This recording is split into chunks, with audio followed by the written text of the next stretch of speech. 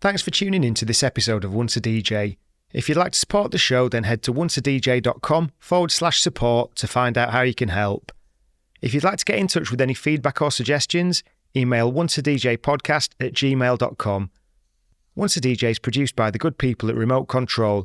If you'd like to find out more about working with them, head to remote-ctrl.co.uk. Time for the show.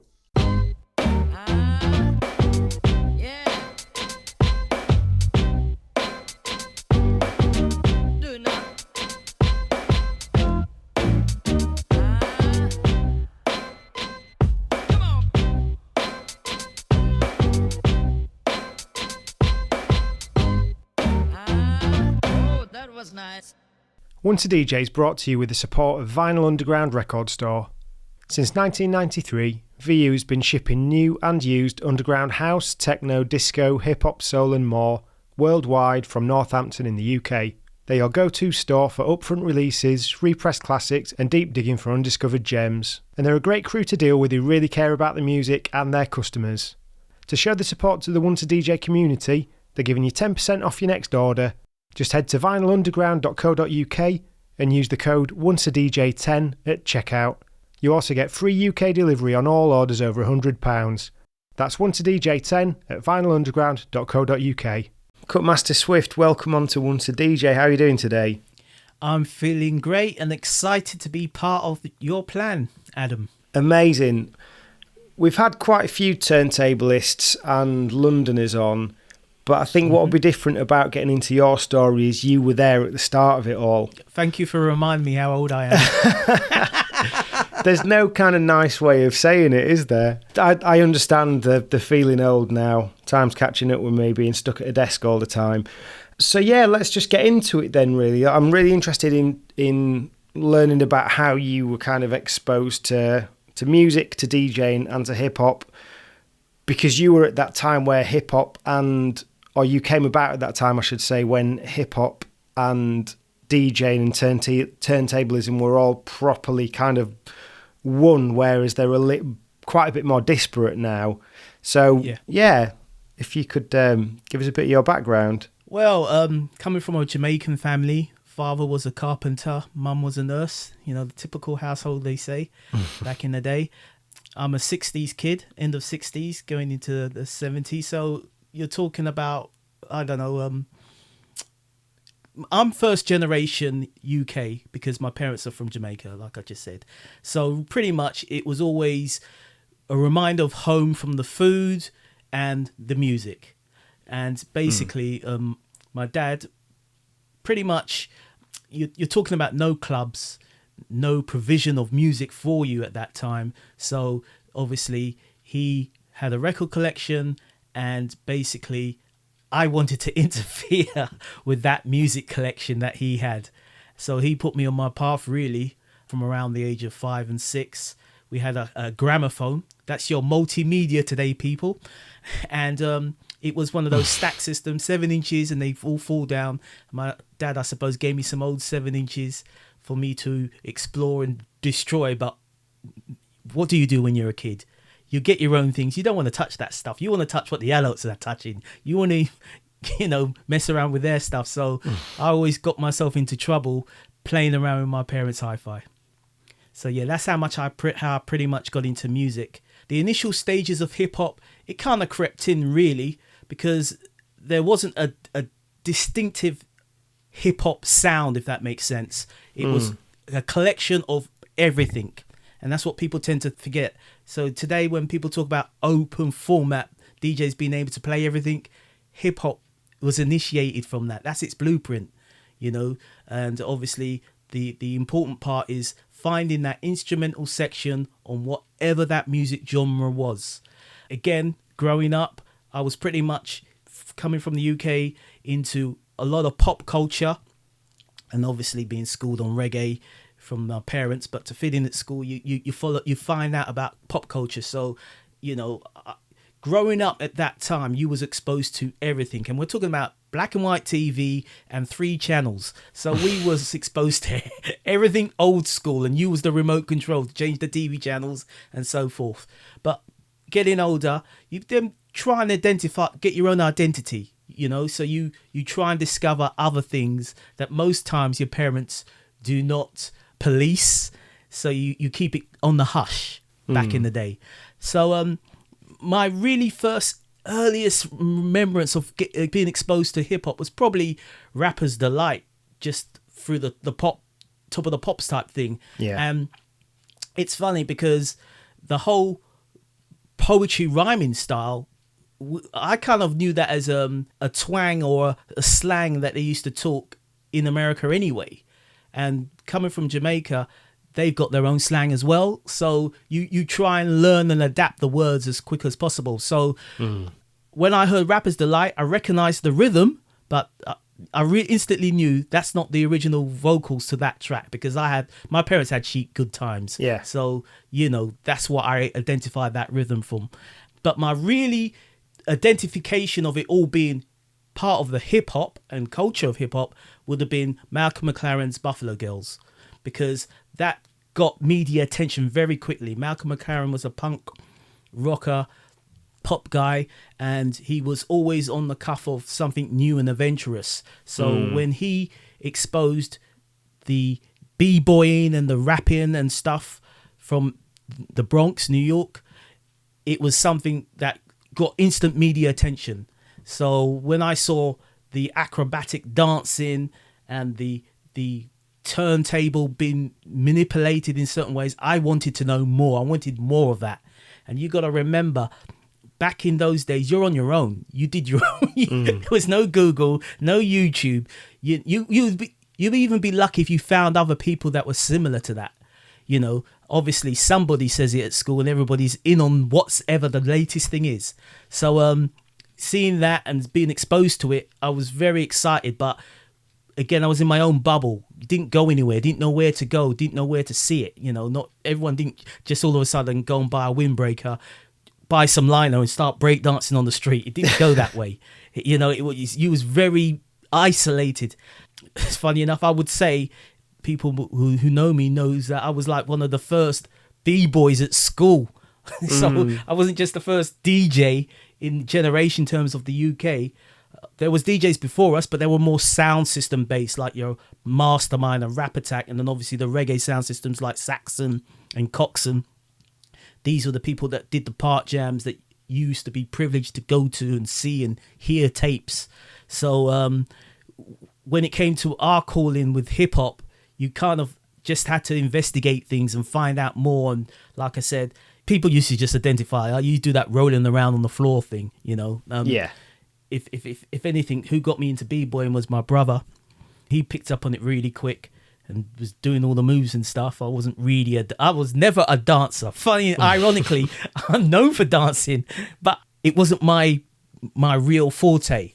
And basically, we formed a b-boy group at school, and then you start hearing things like obviously Blondie's rapping on Rapture and all the other pop styles of rap. But we're talking about still no UK, let alone American rap records. That all came much, much later. It just started trickling through. I was in my teens, and literally I went to a community centre and I saw for the first time somebody DJing in the hip hop American fashion. That guy was by the name of Cosmic Jam, and I met him and a guy called Rodney P. You obviously know he wasn't called Rodney P at the time. They told me about this place called Covent Garden, and that's where you needed to go to see other people like yourself into this whole new craze, because that's what it was. It was called a craze. No one actually thought it had any longevity. They just thought it was just the newest thing for the kids to get involved in. Yeah. And the whole advertisement was that it kept us out of trouble. We were no longer fighting and doing all sorts of mischievous things. We were now dancing, and that's the way it was portrayed. So I pretty much got down to Covent Garden in my teens without my parents' permission and knowledge of. Did bunk off school a couple of times as well. So was it the Covent Garden stuff that was it Jazzy B that was DJing or organising it? Right. So Jazzy B came to my line of vision way later. You know, Right. Obviously there was a place called the African Centre that was based around Covent Garden. That is much later. We're talking very early 80s. So we're talking 82, 83. Oh, okay. Some people said they were at Covent from 82. I'll be honest, and I wasn't. I was definitely there from about 83. That's when I initially went there. And Covent Garden, if you know it, it is a spot where performers and people busk. That's what it was. And somehow it got raided by hip hoppers going there. And it was the mecca for London, I would say. And it didn't matter if you was from the south, west, north or east. We all went there and we exposed ourselves to each other and we got to know each other at that place. So that's where I saw beatboxers. That's where I met MCs. That's where I met a hell of a lot of dancers and where I kind of got my initiation and got recognized. Around that time, I adopted the name Swift from the legendary Prince Ken Swift of the Rocksteady crew because they came over in 82 to perform at Earl's Court in part of the Panasonic something they were doing at the time. And the Rocksteady crew were the crew in Buffalo Girls, so it made sense to get there and go there. I don't know how. I think I had a paper round. I must have saved some money and just went and saw them, and I saw them 3 times. Funny enough, they had a DJ by the name of Africa Islam. He called himself the son of Bambata at the time. And he did a mixtape called the Zulu Beat Show. And we got privy to these little tapes coming out of New York, being dubbed about 1 billion times. So when you actually had your copy, I don't know what generation copies I had, but they were my blueprint Bible to what was going on. And that's when we heard about people like Jazzy J, obviously Africa Bambata, Grandmaster Flash and the Furious 5, Cool DJ Red Alert, all these people on these tapes, and some of them that were really good quality, obviously Grandmaster Flash and Grand Wizard Theodore. When you heard the actual live ones like Live at the T Connection and other ones like the Death Mix, then you had your kind of like, what is that record? Because you just remember, you're just hearing portions of a record, parts of a record. We didn't know what these records were, so we then self-entitled them ourselves. So if we heard, for example, of a very popular classic B-Boys break called Assembly Line by the Commodores. Yes, the Commodores had funky records too, not the Easy and like Sunday Morning and Hello and all that stuff that Lionel Richie done. I'm talking about raw funk soul records. Most of these artists, Earth, Wind and Fire, Kool and the Gang, they all came from that raw pot of funk and boogie. These were the music that we grew up on.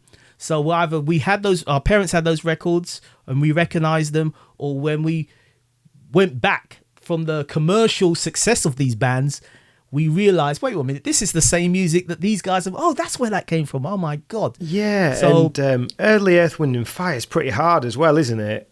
Oh, like compared to the disco stuff. No, but I mean hard sounding. It's really sort of tough funk.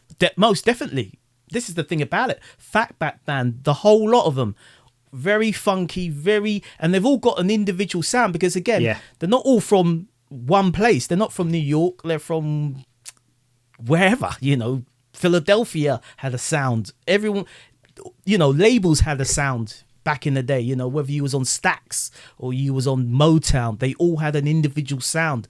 And hip hop, if you remember, especially in the early days of the recording stuff, the labels again had their own original sound to them. So the early records that I bought as hip hop, then when it started to creep through, was definitely the electro phase. So we're talking about 83 onwards, and literally I'm talking about having records that will fill a milk crate. This is the original storage of your records, not record boxes, milk crates. And it was hard just to fill that. And then you found out more as books appeared. David Troop, I believe, did one. and it had like a breakbeat list for Grandmaster Flash's favorite records, and you bought that book and sought those records, and literally also went back in back catalogue of music. So like I said, I came out as a DJ buying the electro stuff, the imports, and they were very cheap at the time, although they were probably expensive in reality terms. Yeah, I went back and I bought the Enjoy records, which was, I believe, run by Bobby Robinson. And obviously Sugar Hill was the label that Rapper's Delight was on, and they had a catalogue of records. And then you had Paul Winley, he had early records as well. So these were the records that you went back on after being initiated from, you know, the electro stuff to find out more about these groups and what they were rapping on. And, you know. Where were you learning about what to go back to then at that point? Because when I got into DJing, I was quite late getting into DJing, so I was just able to sit, and like I was lucky I had a job where I could just sit and not do a lot, and I would just read about music all day, downloading albums all day, sort of rare funk and jazz and stuff like that. But for you to even just find out, okay, go get this label, because I'm guessing magazines wouldn't have been, like in the 90s, you know, you had like Wax Poetics and things. Yeah, literally what actually really happened, we're talking about the whole thing moving very, very quickly, you know? So all of a sudden, like I said, I went to Covent Garden. Then I discovered a whole universe of hip-hoppers, you know, which we all later became known as B-boys and B-girls. And again, people took positions. So some people became DJs, some people became graph writers, some were dancers. And really, it was the radio DJs, the pirate radio DJs, most importantly, that led the way. They found those records and interviewed the people that we sourced our information from.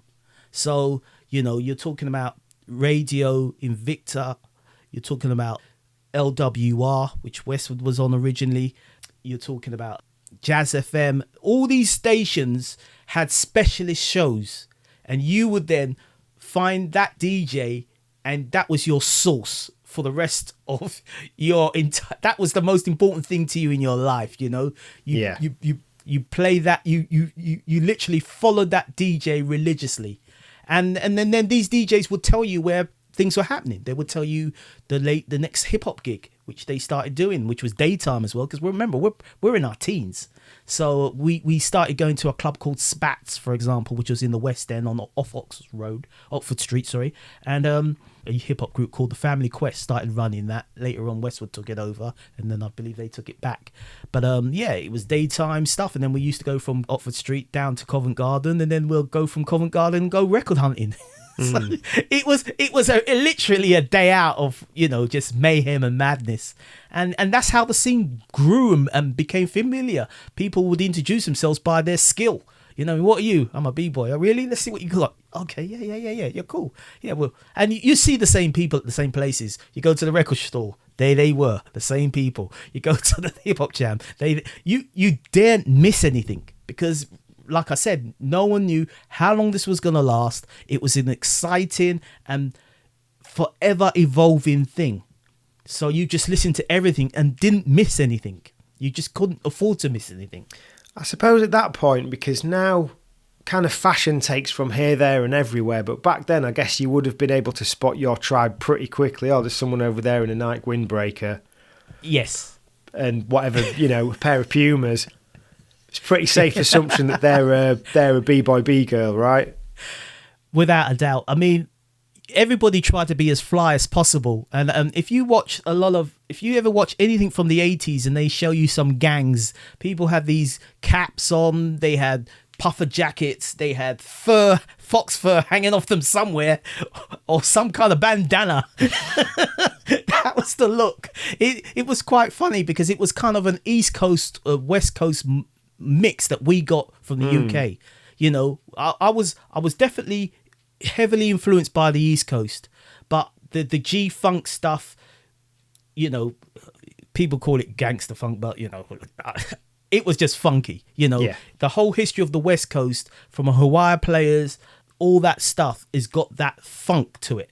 And this is what the West Coast gurgitated on and brought out through as their samples. But on the East, then you had, obviously, like I said, the Fatback Band or whatever kind of bands with that more lipstick funk. And obviously, James Brown was like the blueprint for it all. He was the thing that everybody liked, whether you was West or East. So, yeah, you identify people by their looks, and the ones that were really showing off had some relation in America, coming back with a name belt, the Adidas shell top trainers that remember we was very limited. I mean, when I started out getting decent trainers, I had a pair of trainers called Gola.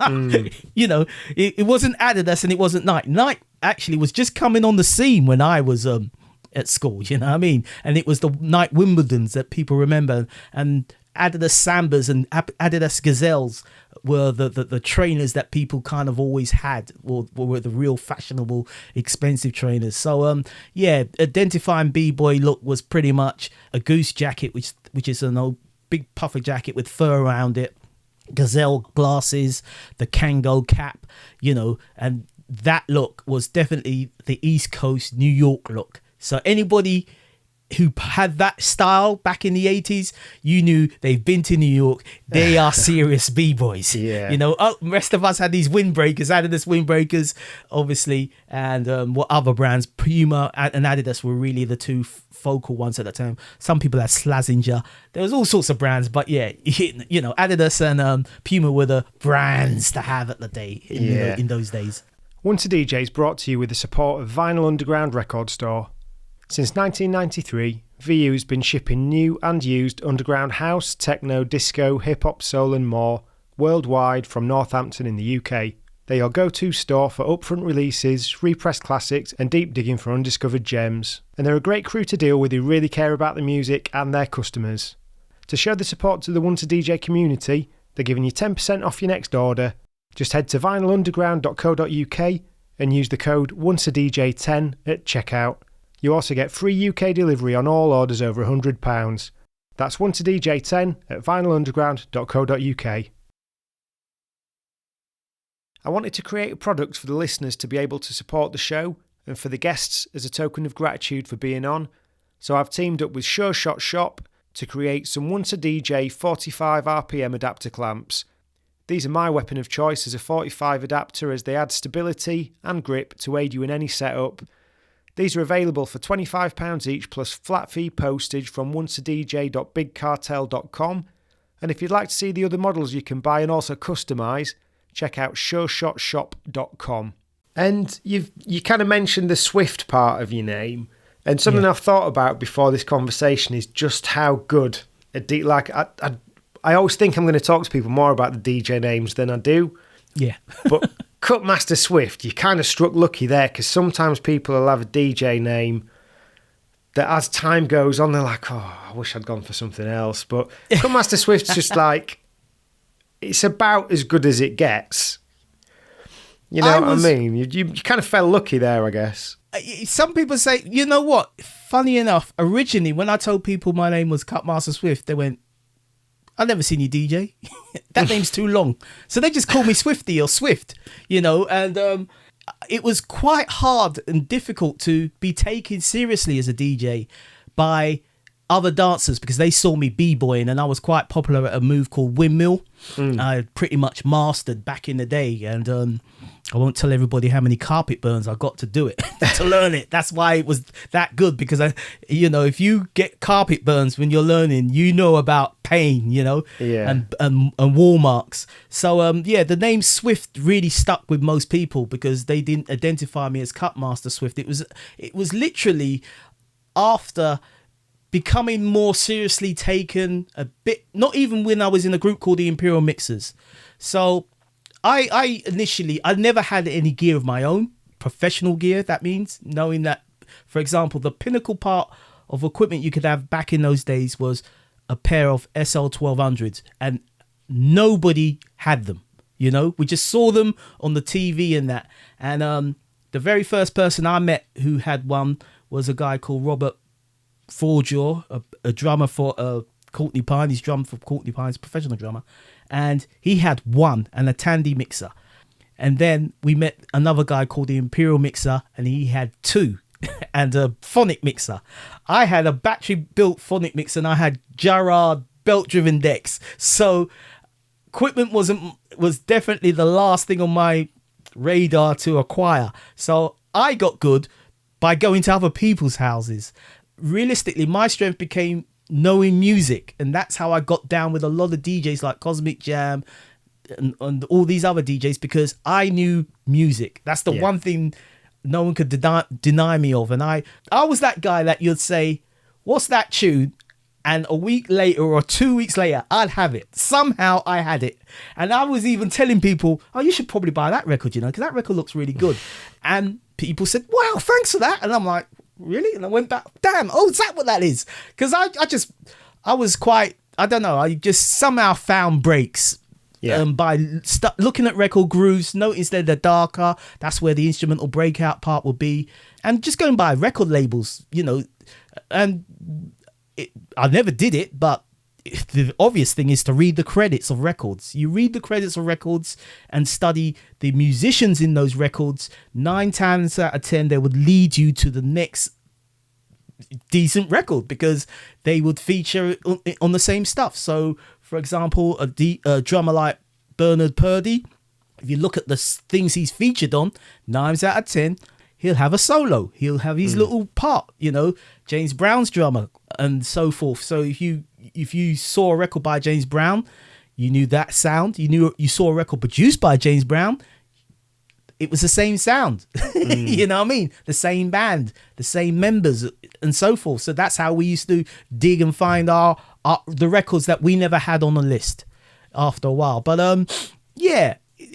going back to the original question about the name Swift, no, that wasn't a name that was accepted very quickly. And I suppose really the name showed my age and my lineage in hip hop, because at that time there was grandmasters, grand mixers, grand wizards and so forth, and cool and this and that, but not that many Cutmasters. So when I came across the name, I thought, Cutmaster, okay, Cutmaster Swift.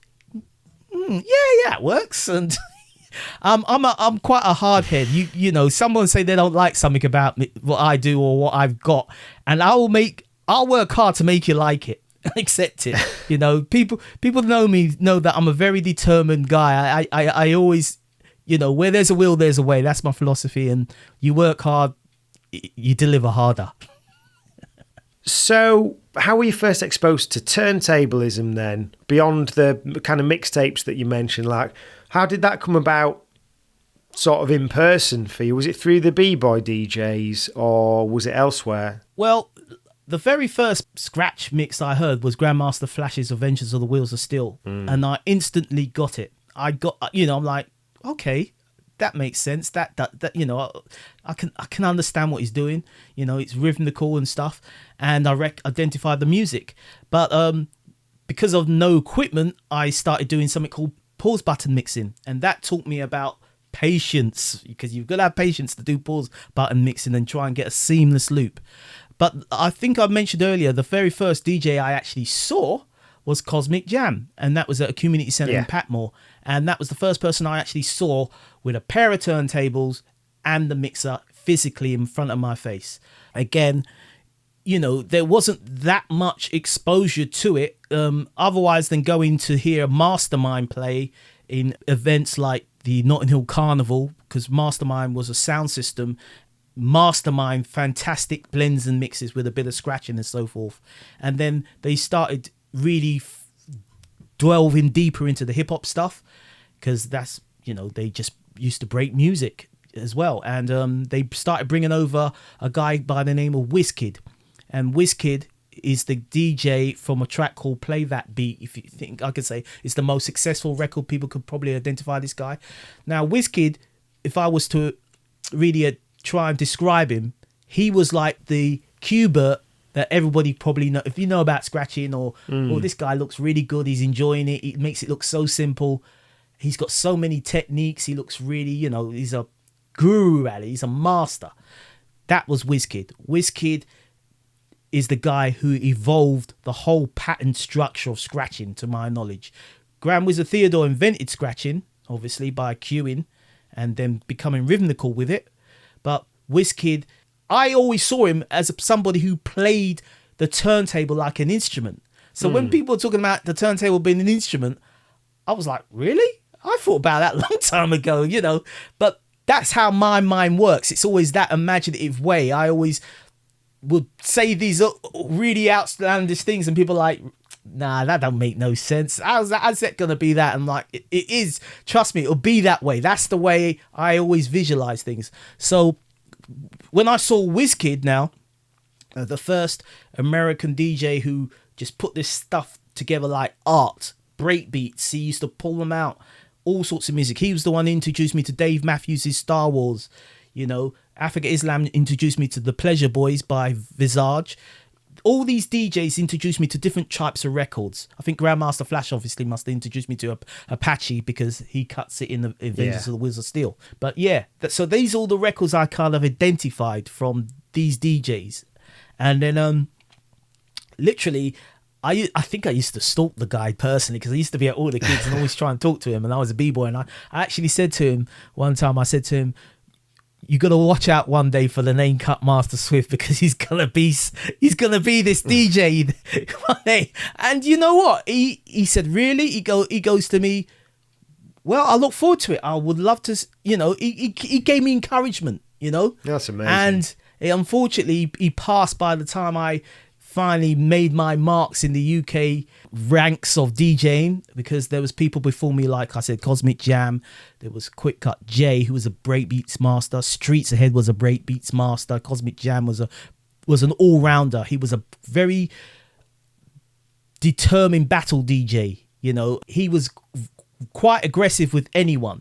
He's the one who kind of gave me my stripes to say, you don't bow down to anybody. It doesn't matter if they're American, because a lot of UK people bowed down to the Americans. They were the architects, they were the masters of it. It came from them. So they, you know, you gave them that respect of level. But this guy, he was like, I don't care if you're my mum, my cousin, or blah, blah, blah. You all get treated the same, you know what I mean? And one time, some Americans came over, Jazzy J, Jazzy Joyce, Africa Bambata, Red Alert. They did a workshop in Euston, London. And Mastermind, Max and Dave, probably aware of those names, were part of Mastermind. And they basically brought Streets Ahead in and they did this showcase there. And Cosmic Jam somehow talked himself into the jam, performing and outdoing. He was intimidating Jazzy Joyce. He was DJing and doing body tricks and he was laughing at, you know. So this is the type of mentality of the DJs that I was taught from, you know, and gave me my energy and how to adopt things, as well as being a B-boy. Hip hop was very, how can I say it? It was quite aggressive, and it was quite and if you had skills, you lived to fight another day. That's basically how it was. Everybody showed their skills and were trying to outwit each other. So, you know, some B-boy battles are still going on today that started in the 80s.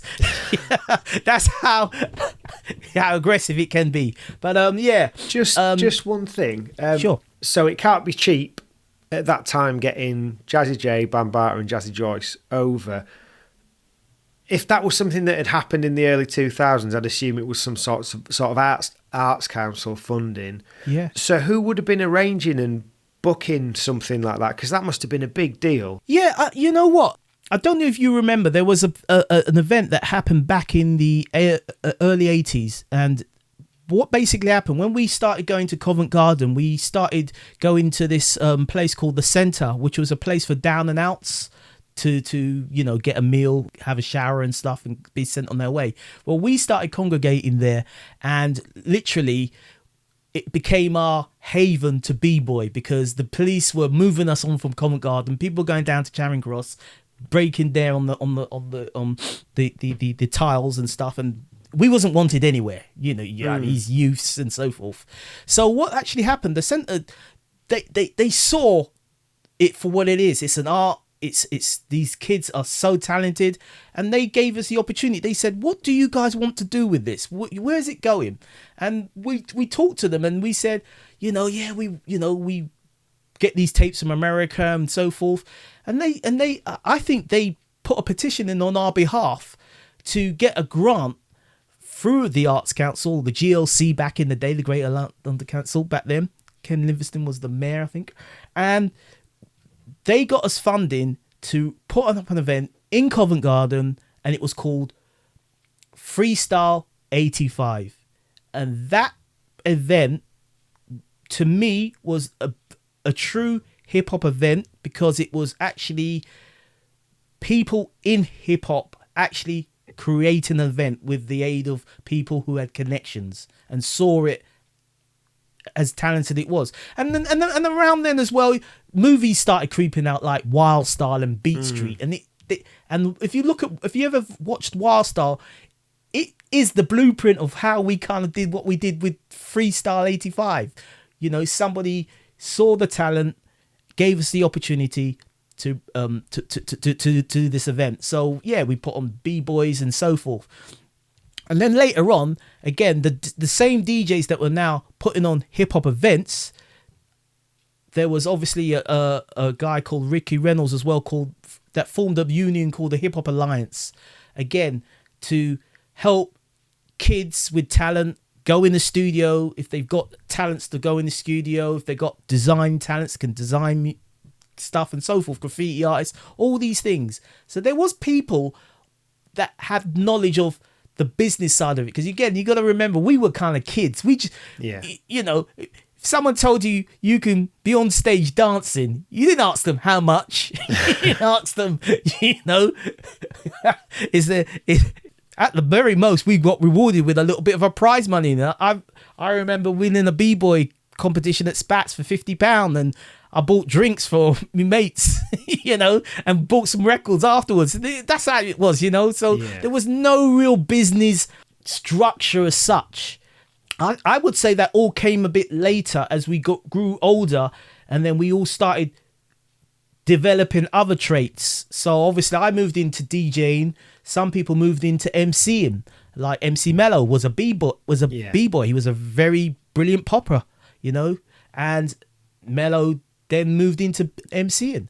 So, and MC Duke, rest in peace, was a b-boy. That's how I knew him originally. And he then became an MC. So literally people started carving trades for themselves. So someone, you always had somebody who used to talk a lot. So you used to make him be your manager and talk all the talk, and take his little share. And yeah, we used to travel a lot. So things were coming around. They just came around because I suppose that the idea was you sell it on the back of, we're keeping these kids out of trouble. There's talented kids everywhere. You had a windshield and you're walking down the road. Excuse me, mate, can you dance? Yeah, all right, we're sticking this personal advert. Things like that, it just happened. So the scene blossomed.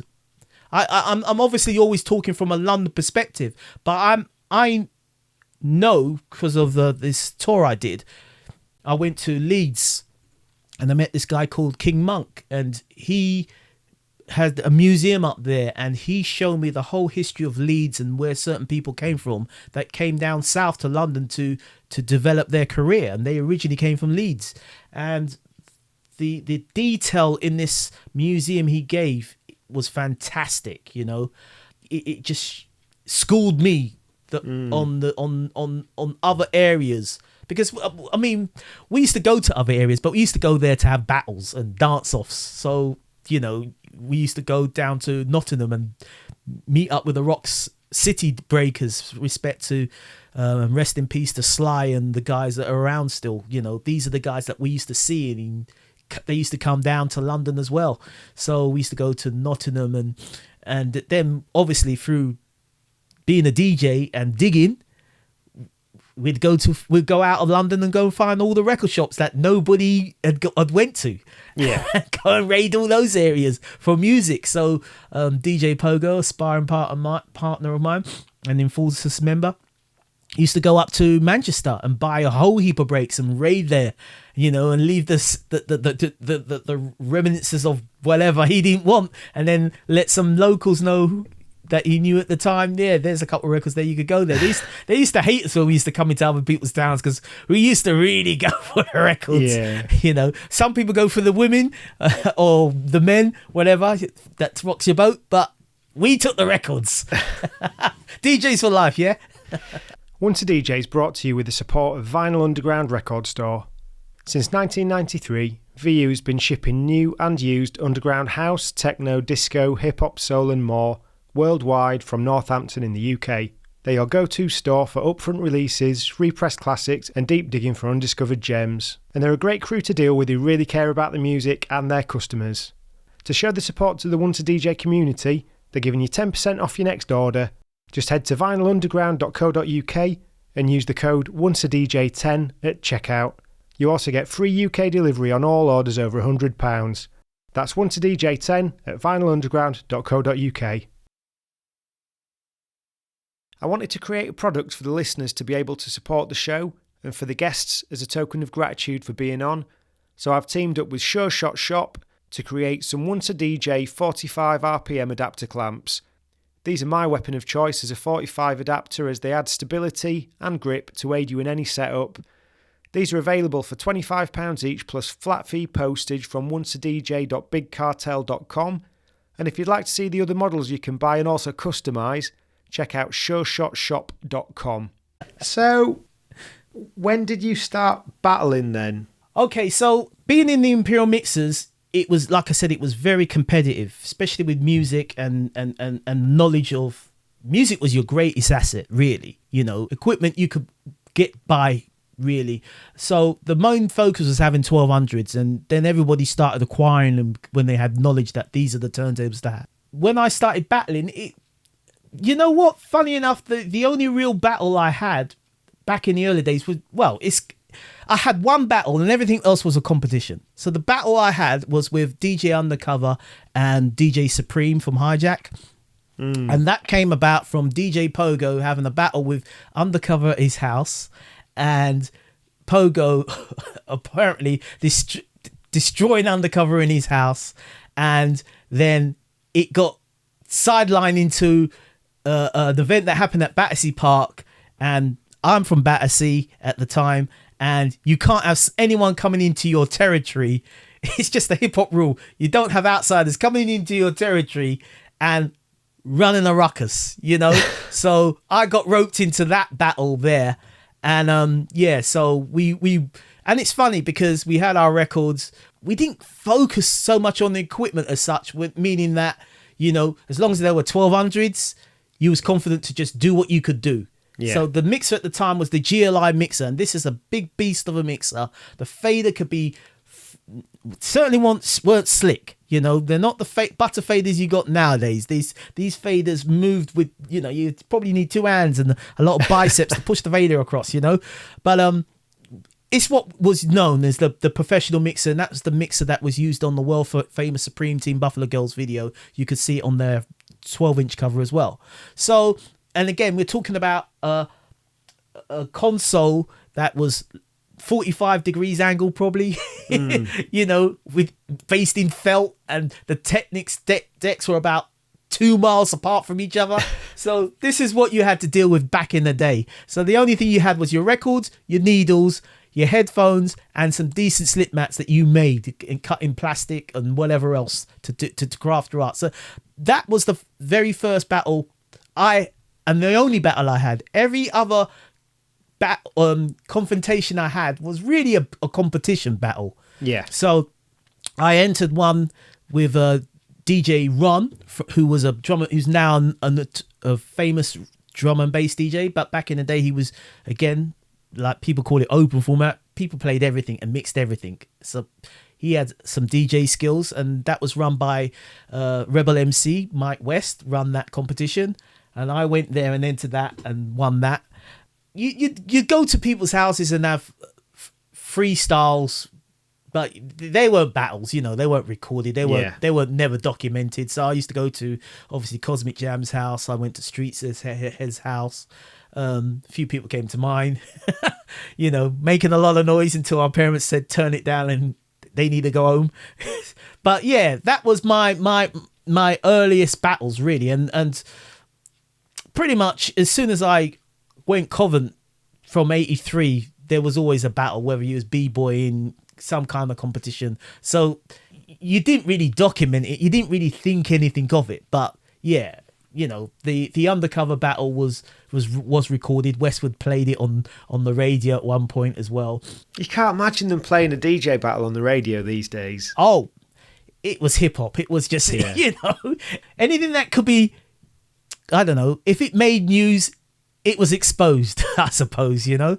Yeah, and Pogo always used to walk around with a recorder, so he had recordings of live events, whether it was Americans visiting or whatever altercations or whatever goes down. He used to always record stuff. He's a very good documenter, Pogo. He's got a bunch of flyers that he pulls out, and I'm like, oh my god, I can't believe you kept that. You brought that back. You know, he I'm envious of him, because if I had that vision, I would have a better collection than what I've got now, if that makes sense. Did you guys meet through the sort of Covent Garden and the b-boying then? That's right. I met Pogo through Cosmic Jam.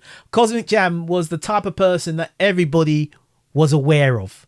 He was that centered, you know. The world have evolved around him, and he was always into something.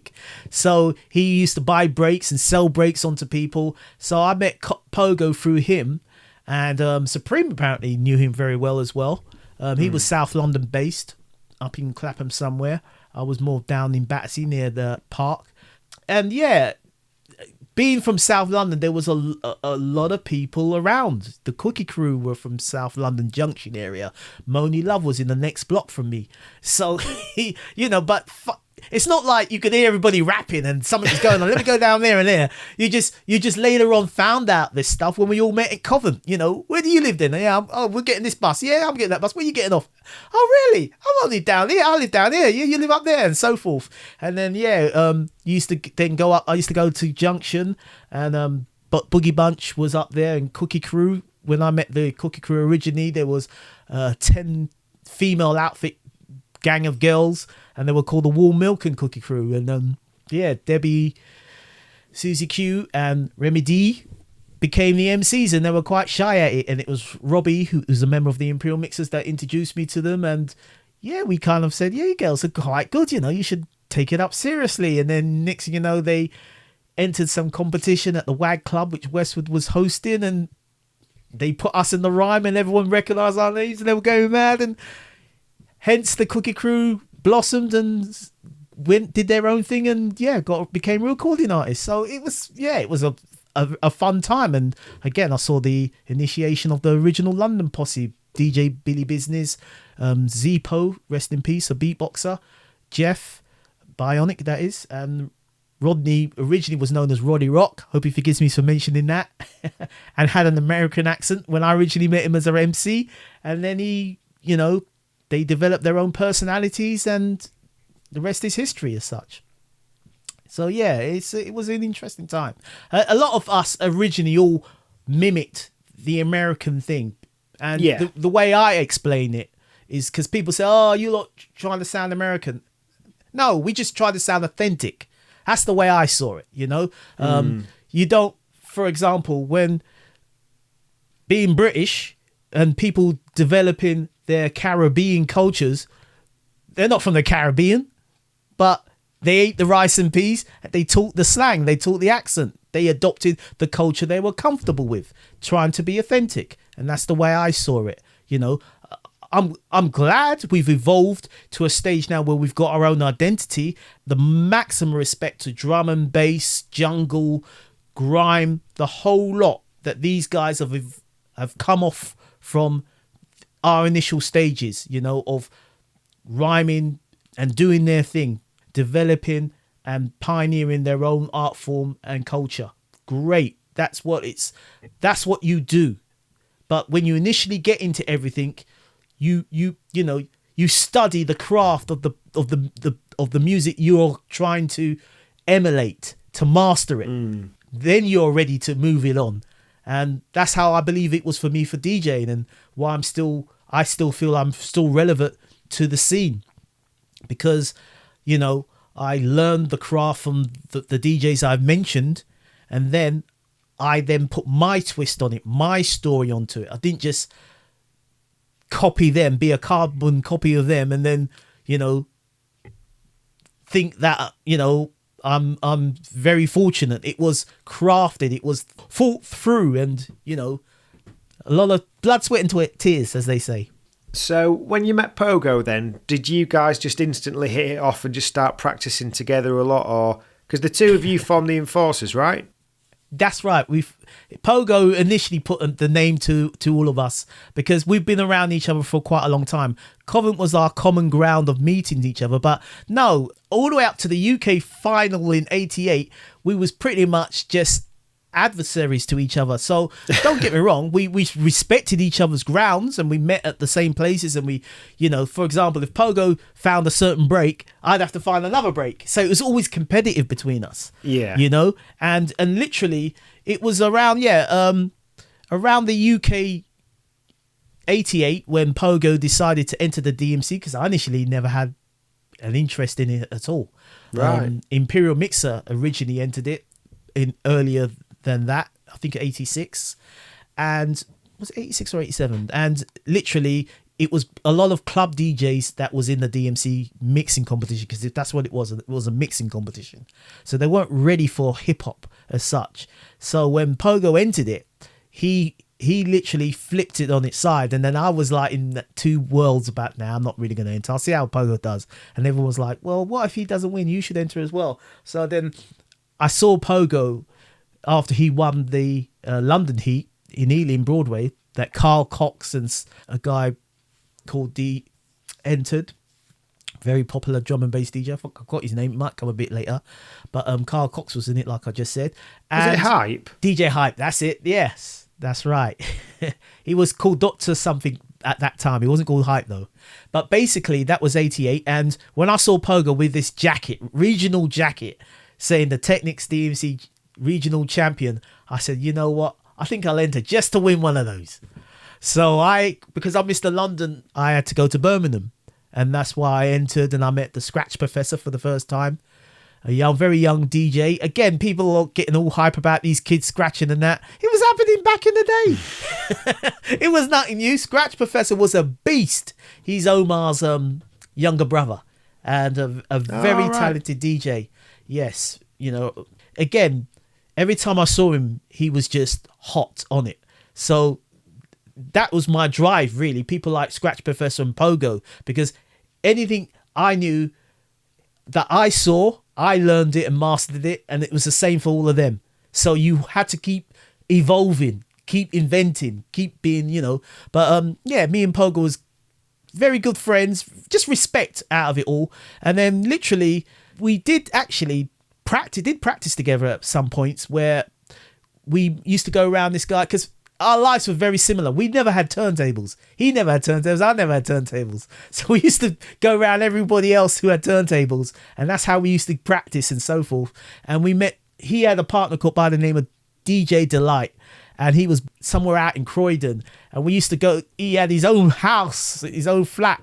So we used to go there, and he worked obviously, and we used to go there, and he had 1200s and records, and we used to go there. He used to be sleeping, and me and Pogo would be up all night scratching and just going for it, because we never knew it was going to be like this again. So that's how we really bonded. And then, yeah, pretty much it was around 97, 98 that Pogo put a title to us, really, me, him, and DJ Business, and we called ourselves the Enforcers. 87? 90s. Oh, 97. 90s. Right, yes, okay. Yeah. Although we was always together, we wasn't actually a crew. You know, there was only one crew I was originally in, and that was the Imperial Mixers. And then we was just solo adversaries. But we did actually unite together through MC Mello's Debt Incorporated, Determination Endeavour equals Total Triumph, and that was our unit. So that supposedly had myself with my group No Parking. Pogo was Just Bad with Mello, Moni Love, so forth. Rodney P was in London Posse. And yeah, Mello collectively called us Det Inc. We all kind of all did shows together and went to the same places and so forth. So we all, you know, and we was from South London and so forth, although Pogo was East London originally. When we got on trains and ventured to other places outside of London, we was all one unit then, definitely, because there's strength in numbers, yeah? Did you win that Birmingham heat then? Oh, yes, I did indeed. Ricky Reynolds took me up to Birmingham, and DMC heard about myself because Pogo said, yeah, he's one of the North, you know, he's one of my DJ friends. He's very good. He's very popular. I had initially made a name for myself mixing for Westwood on Capital Radio. Yeah, I was going to ask about that. Was it both of you that used to do that? Yeah, so Westwood used to have features, and because we were coming up and definitely making a way for ourselves, Westwood used to give us opportunities to do mixes on his station as well as other DJs. Obviously, I started bonding with Tim a lot more because I actually knew him prior through the Imperial mixers. Imperial was doing mixes for him before, and we used to advise him about DJing and stuff, so because of that, he gave me the opportunity to feature regularly on Capital Radio doing mixes, and he used to challenge me. He used to say, Swifty, I'll give you a pair of these records, see what you can do with them. And that's what really allowed me to evolve my style, because with a record, there's only so much you can do with it, and then you got to think creatively out the box, and then you got the challenges of radio where people can't see what you're doing, so then you have to be musically on point in your mixes and your creative. So yeah, it pushed me to blend a lot more better and be more creative with the music, and definitely drop some pioneering feats that people didn't understand at that time, which, you know, now is normal turntablism. For example, my copycat technique, people use it, and it's a fundamental part of beat juggling that people call all sorts of other names. But, you know, I've got the video evidence, I've got the definitely the tapes to show the lineage of when I brought it to even New York in '88 and did it in the New Music Seminar battles, which was a total different battle type from DMC's showcase type battles. So just staying on the DMC of this was '88, wasn't it? Yes. And '87, that was Roger. Did Roger Johnson win '87? Roger Johnson won in '85. '85. So that was the initial DMC live mixing event. Because DJs were mixing, obviously, through editing of reel-to-reel and so forth, there was only a small portion that you could do live, really, which was like all the blending type stuff. Yeah. And obviously with the initial, in the creeping in of scratching, people like Roger were the first to be on the airwaves doing it, and doing it in clubs and breaking those barriers, because they're older than me, so they were going into clubs and bringing it into that environment, which they were, you know, not always appreciated on, but they opened those doors for us, and that's why we felt very compelled, Roger, rest in peace, to do a big tribute to him while he was still here with us. Yeah, because he passed recently, didn't he? He recently passed, that's right, yeah. Him and Duke. Yeah, so was it Cheese in '86, and did Chad win? That's right, yeah. So Cheese was '86. When Roger done it, it was not really a world championships meaning that only Europeans and UK cats were in it. Yeah. Originally, and then DMC obviously must have felt this has got some legs because of that competition, and then they invited Cheese, because Cheese was the New Music Seminar champion, and Tony Prince used to go over to the New Music Seminar to again talk and meet up with record heads and so forth, and DMC used to play a pivotal role at the seminar, so he met Cheese and invited him into his championship like he did with Cash Money. When Cheese brought a full entourage of scratching into the competition more than mixing, then people started to question what is going on with DMC, because we thought it was a mixing competition. Yeah. You know, a lot of the Europeans were mixing and doing a little bit scratching like that, you know, but Cheese came on with no mixing, total scratching, and the whole turntable drumming, scratches, spins, body tricks, all that stuff.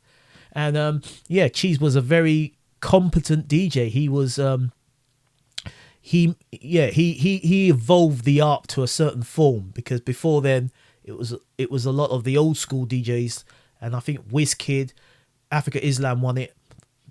I think Wizkid won it the most times. But when Cheese then came on, he was a new generation of scratch mix DJs. And then after Cheese, in new music seminar terms, came Jazzy Jeff.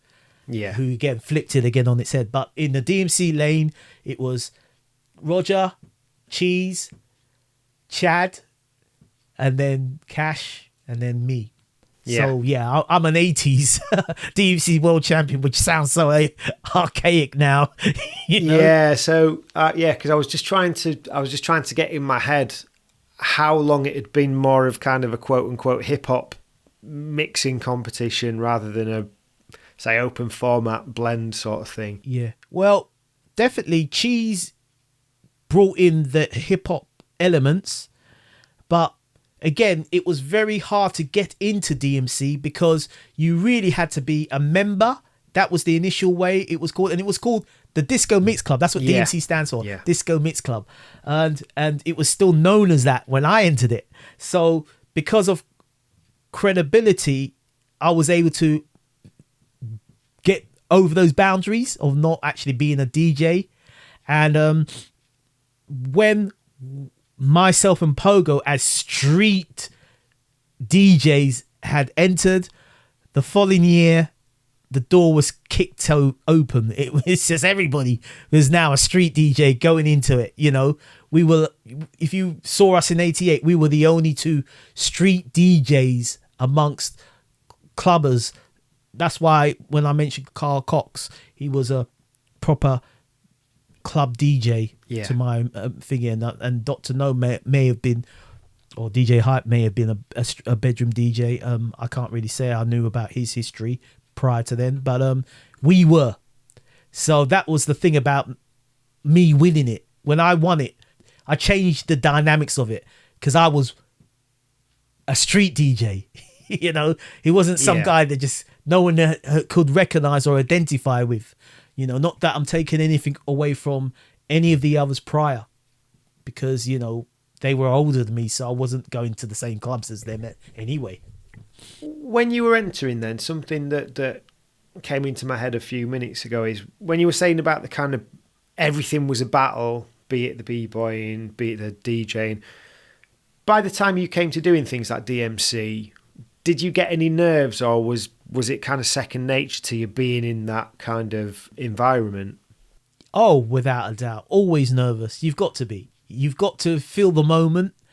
The thing about performing is that you always want to be at your best and not at your weakest. So I put on these personas and these attitudes, you know, because anyone who knows me knows I'm a nice guy. When it's only around a pair of turntables, I turn into a different type of creature. But you adapt an attitude, and in all honesty, because of the way the DMC was, and I always felt I was bringing something new, I could adopt a cocky, confident attitude, and that's really where the entertainment stuff shone, because that was just to show how unnervous I really was. If it makes sense, you know. So you know, at the most outrageous things I did, I was probably my most nervous. But that, if people could open up to that type of stuff, then I knew everything else would be a breeze, just performing what I've crafted and should know by heart. There is a different dynamics when you perform live, and DJs today just don't know how lucky they've got it now, because whether they can turn a recorder, don't get me wrong, you're always nervous when you're going for the real thing, even if you're recording it. You know, when I record a tape, if the record skips, I'm upset. I'm gonna start the whole mix again. Even in today's technology, where I know I could just pause the damn thing and just re-record and then edit it later, you know, it gets up my goat when I make mistakes. But funny enough, ironically, I learn the most from my mistakes.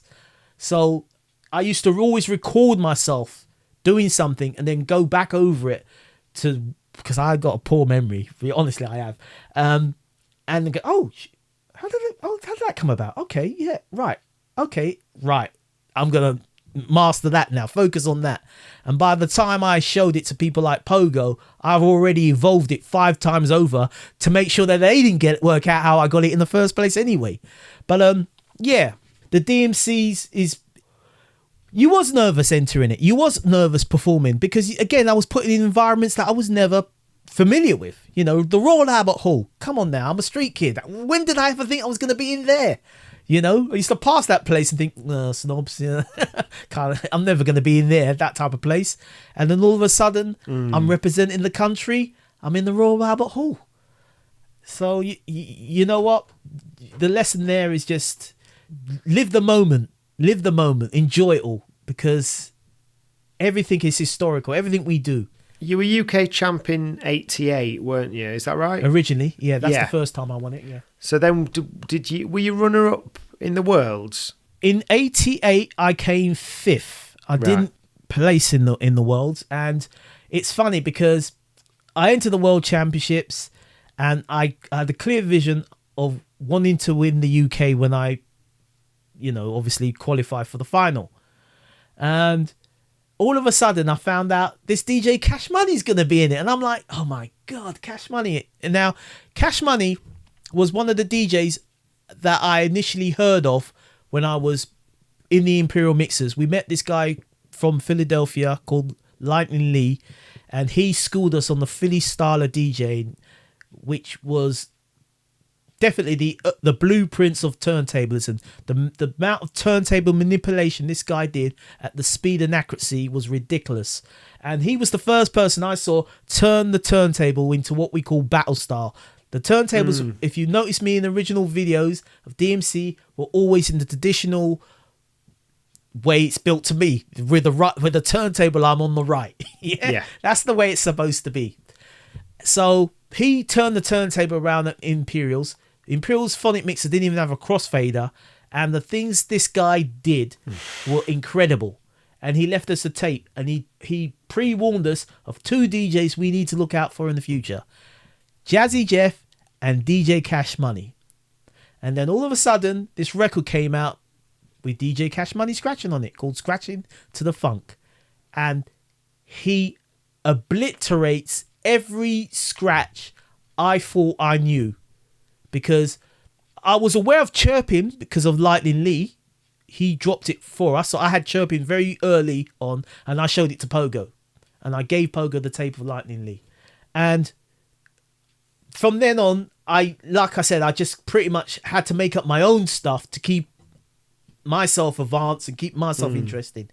And when I heard Scratching to the Funk, it was just music. I forgot about the guy scratching. It was just flow, and it was poetry. It was patterns, and patterns that most people couldn't identify with. The whole drags was the first time I heard that, and when he was doing the drags and the fluidness and the smoothness of it, I was like blown away.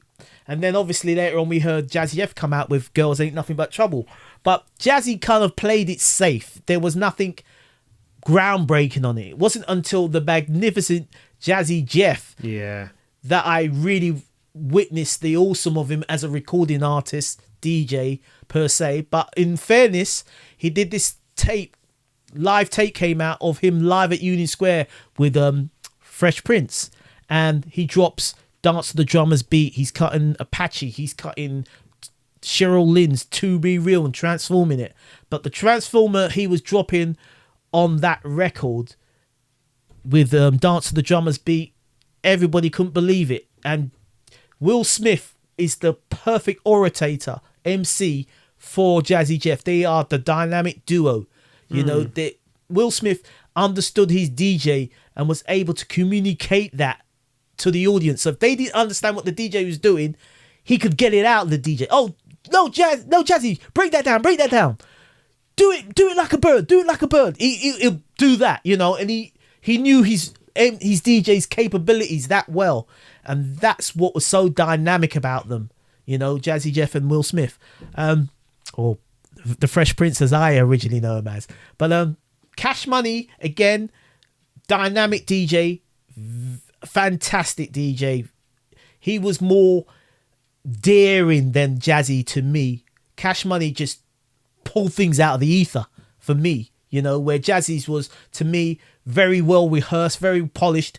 He knew what he could do and delivered it. Cash Money will pull something out and you're like, what? That doesn't even make sense where that came from. And that's what inspired me to be like that person that can pull things out, whether it's accident or on purpose, and always be teaching myself as I go along. That's how I pride myself on. DJing today is very, very set in its way. So someone would develop a routine and they will deliver that routine that way 100%. Out of 10 times, they'll probably do it 100% today, all the time, deliver that way perfect. However, because of my time, the whole craft was evolving as I was going along. So the whole labeling records that people don't have to do now, the whole making markers on the record so you can cue without headphones. These are the things that I was part of the whole evolution of.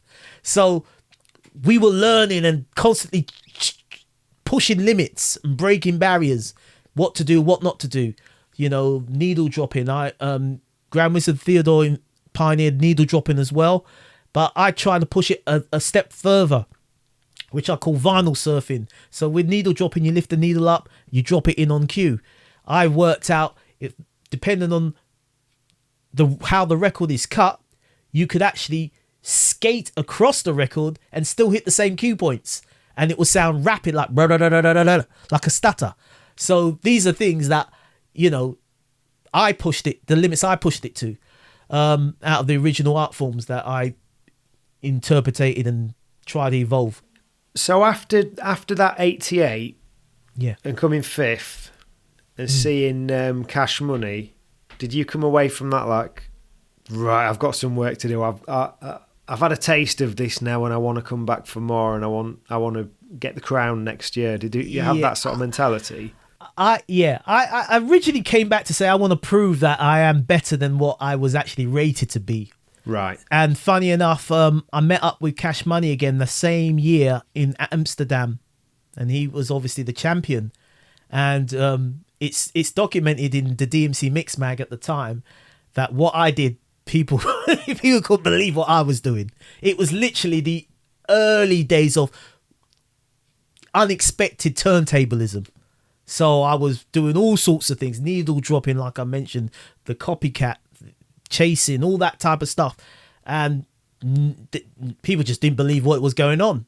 And, I think I honestly know I outshone Cash Money at that performance. And people said to me, wow, you're definitely going to be the next world champion. So for that rest of the time, I just had to craft a routine that I felt comfortable with, having to defend a UK title as well as go for the world final. And I knew the hardest bit would be that UK title because I'm going against people that know me very well. At that time, was it easier to have one routine that was for both? So by that I mean, say if you did the nationals nowadays when everyone gets to see everything so quickly, or you did the onlines, once you've done your sort of national thing or whatever, or your heat, it might be that people can see your set. Yeah. So that you've kind of maybe got to have the mindset now of, I need to keep something back so that what I'm doing in the final is fresh. Like, did you have that challenge then, or were you able to just be like, right, this is my 6 minutes? Well, yeah, people, we definitely all still got tapes of people, and everyone was kind of aware. What used to happen, funny enough, in the DMC is that when you won a championships, you got to tour the back of winning that championship. So you literally go to the countries that were definitely high into it, and they will be DMC branches, and they'll fly you over to then see what you've got in the flesh and not on an audio tape or video.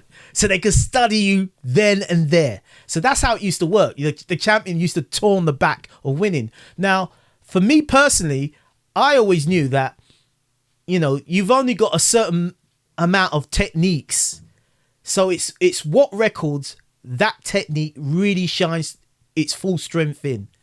So because of the amount of records I had and the amount of practicing I did, I actually I've got routines that are 30 years old that I could play today, and people will never believe they were 30 years old. They just wouldn't. You know what I mean? And some of them I just don't do them because I can't remember them. I just got to find the tapes to remember them. But, you know, not blow my own trumpet, but that's how prolific I practiced. Yeah. So I would always have if you watch my routines, the format is a big massive beginning that would open everybody up, get them on your side. That's the audience, and hopefully wreck the nerves of the DJs that aren't ready anyway. So they will be like, oh my god, I ain't gonna compete with that. You've already beat them even before they've even touched the equipment. So that was that really. And then it's the techniques that people can look at. And again, DJs are always in fear of what they don't know or can't do. You know what I mean? So again, you've got to be comfortable with your style and your environment. I mean, back in them days, everyone was like, oh, you got to watch the Americans. You got to watch the Americans because they are the architects of it. But by then, I didn't really care because I had a bit of cosmic jam in me. And he had that from way back, if you remember me saying, you know, just be confident in what you are. You can only do you, you know. Some DJs, nowadays, I tend to find DJs are confident with their styles and techniques that they will do them 5 times anyway. And the DJs that compete sometimes just know they're not going to beat that unless they have a fault. You know, so that's how it kind of works nowadays. But for me, no, I had my routine from the UK final is totally different from my world final. In fact, people said my UK final routine was better than my world final. Why didn't you do the same routine? But why would I do the same routine when I've got so much stuff to give? You know, it's not a PA. I'm not performing a song. I'm showing my mixing skills and my capability as a DJ to introduce music. You know, you don't just play the same music all the time. You break music. You manipulate the ones that everyone knows better so they can appreciate your skill, hopefully. And you introduce something to them. You break new music. Everybody should get something out of that DJ performance. And that's how I saw it. So something I was thinking it'd be really good to do is to do like a watch along of your 1989 set. So I can just ask a few questions. So yeah, so you've got your decks in kind of normal mode. That's right, yeah. And what's that mixer? It's the Gemini MX 2200. Yeah. Something I noticed really quickly is like just how animated you are. Because I was nervous as hell. Right, because you're like really getting into the dancing, and I thought, that's an element people wouldn't think to do now. Like they'll gesture a little bit, but was it a thing of like, I'm in this big venue, I need to hype the crowd up? Right. It was premeditated, and it happened in my house. I got a group called No Parking MCs, and how do you engage with your audience?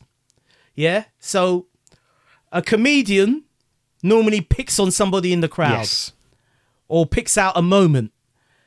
And I'm in this big place and the focus has to be on me. How do I do it? Now, this is the thing that makes me laugh about what I was actually dancing to. It's pre-hip hop with R&B. And I totally flip it on a very big hardcore break. King of the Beats by Mantronics. Mantronics was the producer back in them days. And the mix is near enough perfect to dance to. So I just flipped out and they said, keep that in the routine. Because I actually did it in the UK final in 89 as well, my defending title. And I did it with a house tune, acid tune. Yeah. I'm manipulating the acid, making it go up and down in scales. But not everybody gets the technical stuff. I was juggling there, by the way, but people don't understand how I flipped that intro of a scratch into a whole rhythmic routine. And I'm doing it with body tricks because, again, like I said, I like to overcomplicate. Yeah, because the complicated things. What was the level of body tricks elsewhere at this time? Because you're fast and kind of agile and flexible, aren't you? The way you like kind of getting through those body tricks. Ironically, beat juggling is not back cueing, where people back cue really quick. But that's how I developed the copycat. I developed the copycat, which is what you're hearing now. Ba, ba, beat, ba, ba, ba, beat. Nobody goes at that speed. And I was determined in traditional movements of left to right decks of getting to that speed. It's not possible. Nobody does it. Although some people have got very close to it in bits of their back cueing. Yeah. So then I worked out to get quicker, I had to make the movement smaller. And I just worked out, what if I just stop the record and let it follow itself? Then I'm moving, obviously, smaller movements. Yeah. And that's how I came out with the copycat. And then the reason why it's called the copycat is because there was an instrument called the Watkins copycat. And it was a unit that had 3 heads and 1 head played back and 2 heads recorded. And this would emulate echoes. And depending on the speed of the recordings, you'd either get quicker reverbs or slower reverb echoes. Yeah. And that's why it's called a copycat. It just made sense to name it after an instrument. Because back then, we actually emulated technology. Technology didn't emulate us, do what we could do. So, and then I rhythmically just changed the timings behind it. And that's why I did it on here, Rob Bass. And you can hear me now do it with my mouth. Again, I showed that I could do it with any way I could do it. Yeah. I could do it as a trick. I could do it normal. I could do it with my eyes closed. I could do it looking up in the air. I could do it with my hands behind my back. How many times would you have practiced this routine? I practiced it enough times that when my mother told me that was enough, I didn't practice it anymore. But the mix was all built in sections. You build your routines in sections. So you just keep going over something of that section until you got it to where you was happy with. And again, every part of the copycat I'm demonstrating here, even when I'm demonstrating it here, people was like, what are you trying to do with the chair? The chair wasn't the relevant thing. The relevant thing is the rhythm I'm trying to do with Public Enemy. Yeah. And people, if you listen to it, you hear me trying to make the dun dun duns, the hits, make a rhythm.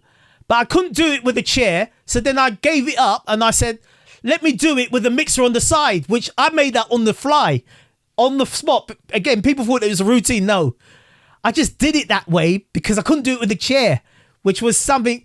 The chair statement was really to show that Cash Money did something with the chair, but he didn't do this with the chair.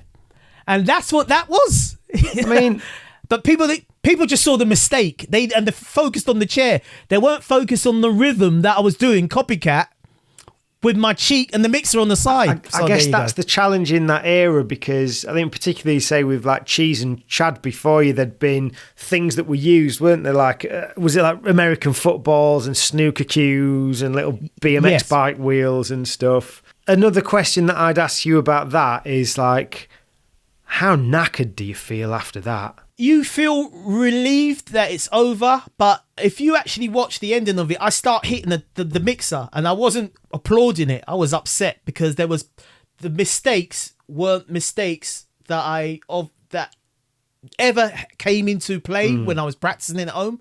But then again, I didn't have that console. I didn't have those monitors. I didn't have I didn't even have the chair thing. I didn't even actually do that at home. It was just something I improvised on. To like I said, Cash Money was judging to show him, look, you used the chair, but look, you didn't do this with it with the chair. And yeah, it was those things. So I like I said, I am a dynamic DJ. I learn on the fly because I've always had to take up advantage of what's in front of me then and there. And yeah, I'm just that crazy enough to take those type of risks. No routine. If I play that record again, and even when I do play it again, it's never the same. Yeah. Just before we go on, I spoke to Woody the other week, and he gave me a few points of things that he'd really want to know, because it's kind of like your DJ's DJ sort of stuff. And the one thing really that we've not really covered is the new music seminar. So he asked if we could find out a bit more about your first new music seminar with Pogo and what that was like. Wow. To go to New York and finally be somewhere that you've listened to on tapes, and you're in the belly of a whole heap of talent, you know. Was this before or after the DMC 89? This was definitely after the DMC. Oh, DMC, okay. in fact, sponsored us to go to the new music seminar. Oh, wow. So DMC, like I said, had involvement in the new music seminar, and we said to them, yeah, we want to go in there and we want to do what we do in the music seminar. Actually, we went there to win it. We didn't go there to just take part. We went there to do damage, you know, and we was that confident. And when we got there, it's a very American thing, you know. It's like, you know, they have the Super Bowl and they call it World. Everybody else is around that. And to see artists that you've got recordings of just right beside you in the venue, just chilling, you know, and they are people, they are normal.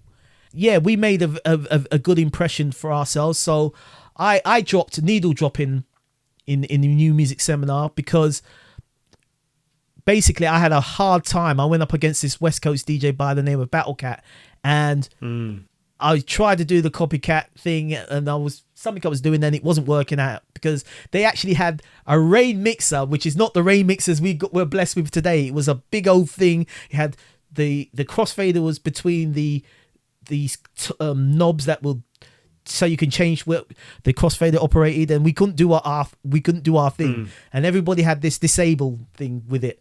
Luckily, DJ Scratch was able to persevere, and that's why he won.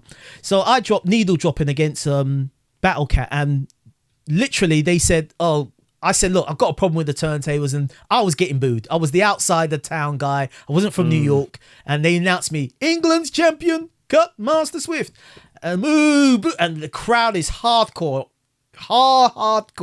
booing. So I decided to do needle dropping of LL Cool J's I'm Bad, and while I'm doing it with two turntables. Both turntables are needle dropping, so I'm emulating 4 decks back queuing on the beat, and I'm making it go no one could do this yet. I ain't met a mother that could do this yet, but what you lot don't see and you hear is the actions. I'm looking at Battlecat and I'm laughing at him while I'm doing this, because I said, I don't know when they could do this yet. And I'm looking at him and I'm going, you know, I'm just laughing and go, yeah. And that just tore the whole seminar apart.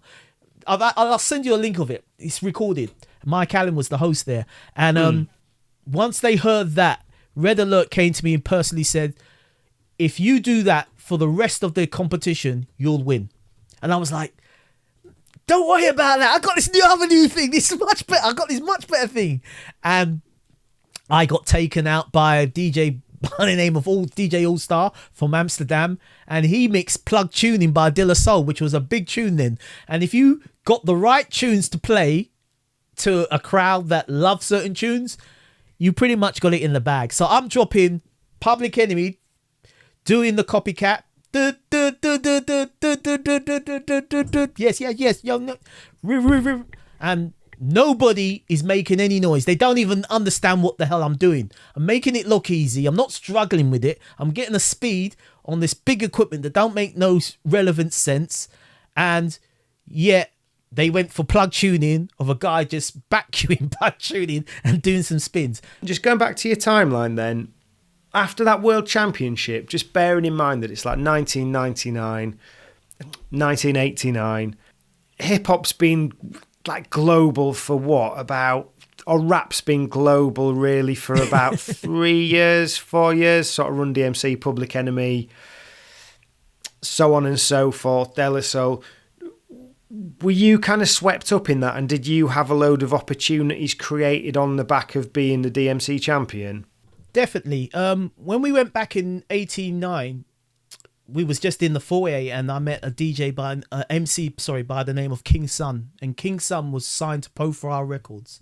He was the next big thing to roll out. You know, he would have been like the special ed Nas type prolific MC. Yeah. You know, because before then it was all your eyes up. Well, I was in the Cold Chilling camp with Big Daddy Kane and all that, Master Ace and all those great guys, or you was on the BDP Bronx side, so you was on the KRS-One.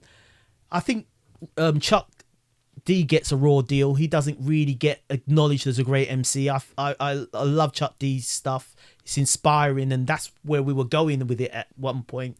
Cool G Rap, another fantastic MC that I don't think gets enough props. And definitely a guy by the name of Chill Rob G. He was in the Flavor Camp side. Fantastic MC. Queen Latifah, Chill Rob G, Larkim Shabazz. They're all part of the 45 King branch. Rest in peace, DJ Mark, 45 King. And yeah, but fortunate for me, I love music. So I love it all. You know, there is no stepchildren in my way I look at hip hop. So, you know, 1 minute Rakim will be my favorite. Next minute it'll be Large Professor, you know, or Pete Rock, my favorite producer, or DJ Premier, or even Dre. That's how I am. I've got all those records. So why am I going to single anything out? If it's in my collection, I love it, you know? And if I play it, obviously I do really love it. But King's son basically said to me, and I've got it on video on my YouTube channel. He goes, "You're a dope DJ. If you ever want to come to the US, I want you to be my DJ, blah, blah, blah." And yeah, some US people blow fundament at you to big you up as such. But that guy was genuine to me, and I genuinely believed it. But I had my own MCs, and I wanted to try and do it from the UK. I wanted to stay here and make a difference from here. You know, Moni Love had that opportunity as well, and she decided to do it her way and go to the States and blew up over there. And, you know, that's great for her. But yeah, I suppose I was a bit more scared. I wasn't as brave as her to make that final decision. But yeah, we got treated with big respect out there when we was out there by Ultramagnetic. They looked out for us. Mr. C definitely looked out for us. Rest in peace, Mr. C. He used to hang out with us in the Marriott, and yeah, we had a ball. We had a ball. You know, people. You know, when you're the kid in the bigger town, you know, you get your little stripes and, oh, speak English, say something funny. Can you guys swear? All that type of stuff. So yeah, we were the Brits in New York. At what point did you start working with DMC? Was that quite soon, or was it quite a bit later? I joined DMC in 97 after regaining the UK title for the third time, because I came back. And I simply came back because I was quite disappointed with the level of the UK DJs. I just felt they were very complacent. So this is pre-Scratch Perverts. You know, the only other DJ that seemed to be making a bit of noise was a guy by the name of First Rate, who was a Scratch Pervert as well. But yeah, it was before a lot of DJs and the whole, you know, with definitely the evolution of flaring and stuff that revitalized it. And a lot of people came in, and a new group of school people came up, and Woody and so forth. Great. But prior to that, you know, I was quite disappointed with the level of the UK's thingy, and I felt I should come back and make a difference. And yeah, again, I came back and I won the UK. It wasn't easy, but I won it. And those that weren't happy with me winning it, I put a mix out for them to settle their beef, because they always, you know, like I said, people take it out on the DJ and not the judges. And once I put this mix out, a lot of people just shut up. They didn't have anything else to say, because the mix was from the heart and they knew it, you know. And it's funny because the mix was put out quite quick from me winning. If I put that mix out in the first place, there would have been no question about me winning, because nobody confronted what I put out as a diss to anybody who felt I wasn't worthy of winning. But I joined DMC in 97 because I actually said to Tony Prince, look, yeah, I can tour and I can, you know, do exhibitions and stuff, but I actually want a job. at DMC. You know, I think I can make a difference here. And I was that bold to say that to him. And he was like, okay, Swifty, what are we going to get you doing? I said, well, I always consult with you guys anyway. But there's loads of things we can do, you know, and we did that. You know, they gave me challenges. One thing about Tony Prince, he's a visionary. He's always thinking about new things. So that we started doing I started doing a battle break series. Was that through DMC then? That's right. The initial Cutmaster Swift battle breaks was through DMC. But really what was going to happen was I was going to do the original first volume and then A&R for other world champions to do their volumes as well. For whatever reasons, that didn't really happen. But yeah, I ended up doing 5 volumes. And then literally also what Tony Prince used to make me do is go and approve the videos. So I'd go to is it Tonebridge, I think, somewhere like that, and watch these videos while they were editing them and come back with a master for Tony Prince to look over and approve. So yeah, I gave, because it was filmed in certain segments and different camera angles, I would say, yeah, you want to see that bit more, you know, and so forth. Right. And that's how I started learning video editing and stuff like that. And yeah, pretty much, again, whether it was slip mats, I came out with a name calling it the speed mat. I wanted to call it the Swift mat, but that would have been too monopolizing. So I called it the speed mat. And yeah, things like that. So yeah, DMC definitely allowed me to develop and were patient with me and gave me challenges. You know, there was lots of challenges. And the funny thing about DMC, everybody has this vision of it being this enormous company because they did very big things and did them very well, you know, but it was a very true team to it. You know, everybody did it because they were passionate about it and they believed in the cause.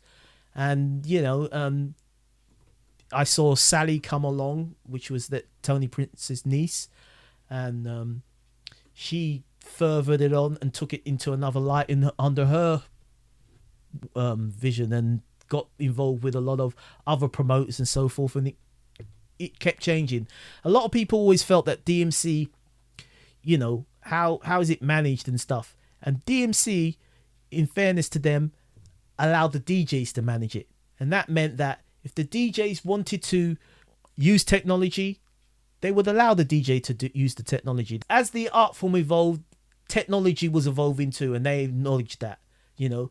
And you know, there was always trying to make it sure that it was the right time to bring that stuff in fairly, meaning that obviously the US and the UK and probably high-tech countries could have the advantage of all sorts of things first. But because of the franchise, and it allowed any country that had a true DJ following and wanted to join the DMC franchise and family, because that's what it was. We all respected each other's boundaries. DMC wanted to make sure that any country coming in were allowed and given the equal privilege of not feeling weaker. What DJs have you seen over the years, sort of from the judging side, where you've just gone, Jesus Christ? You know, where they've done something so mind-blowingly different. Like, say, I don't know, seeing Qbert for the first time, was that like mind-blowing? Right, so the very first time I saw Qbert at the 1990 DMC Championships, no, 91 actually, not 90. Was that when he was runner-up to David? Yes, that's right. Yeah. He was very energetic, you know, and the whole scratching, it was literally controlling noise. That's how I perceived him. He was being able to control noise, you know, and some bits were erratic and energetic and some bits were subtle, you know, but his personality was entwined with it. So, you know, you can watch Qbert and you just enjoy it for what it is. And for me personally, a lot of DJs followed my route with the copycat and then Cash Money. So DJ David was a mix of that. He used the same kind of records and then went bionic with it, basically. So he pushed it to the speeds, to the levels of too fast. It's funny because when I tried to defend, and I was going to be the first world champion to defend, and I was more focused on doing beats. If you watch my 1990 set, because of DJ David pushing records at 45 and going super bionic with it, I thought, crap, Swifty, you're going to have to speed your whole thing up. So I flipped my Cold Sweat juggle on 45, and I actually did pre-drum and bass. If you listen to the rhythm, it's drum and bass, because I've got to rhythmically make it flow, and it was and you hear it. It was very short, but if you looped it, you'd hear drum and bass. You know, only certain people picked up on it before it was known as drum and bass. But that's how, like I said, I think on the fly.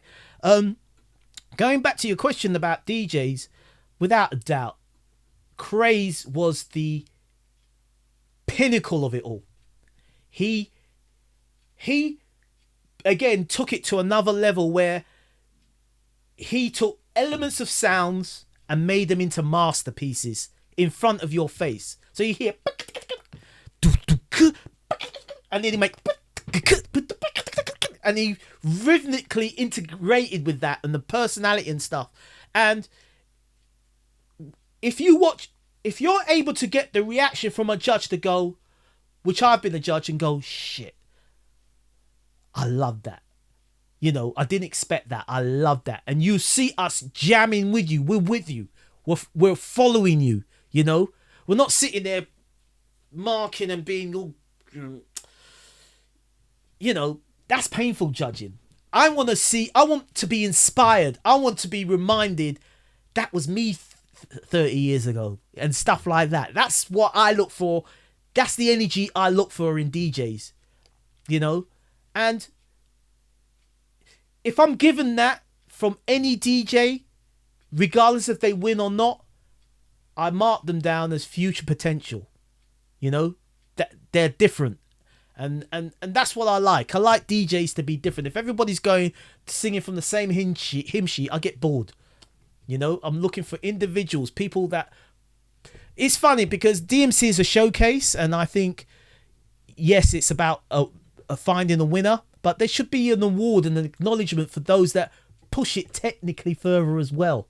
It'd be really good to just talk a bit about the Hip Hop is 50 tour that you've done recently with a whole host of important people from the community within the UK. How did that come about?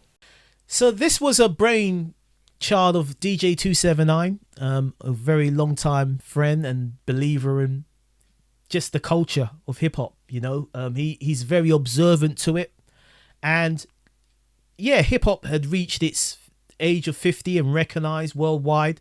But what seemed to be happening when you watched footage of hip hop celebrating its 50th, it was just rolling out performances, you know. So a performance of Grandmaster Flash, great, he's the pioneer.